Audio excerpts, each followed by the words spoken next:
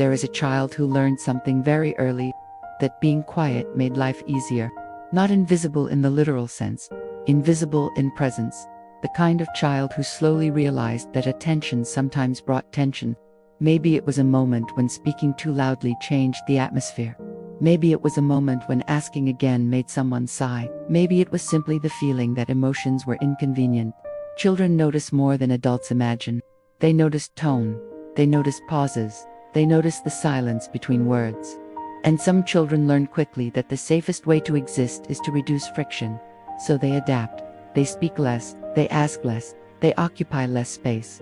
Not because they lack depth, because they are perceptive. The invisible child often becomes the easy one, the calm one, the mature one, the one who doesn't create problems. Adults may even praise them. She's so independent. He's so well behaved. But what often looks like maturity is actually containment. Containment of emotion, containment of needs, containment of presence. The invisible child learns something subtle. If I make things easier for everyone else, the environment stays stable. So they become easier to overlook, easier to underestimate, easier to forget, and invisibility begins to feel like safety. Years pass, the child grows, but the pattern remains. As adults, these individuals may hesitate before speaking in a group. They may soften opinions before expressing them. They may minimize achievements before others can react. Not because they lack intelligence, not because they lack strength, but because their nervous system learned something long ago. Visibility can create tension.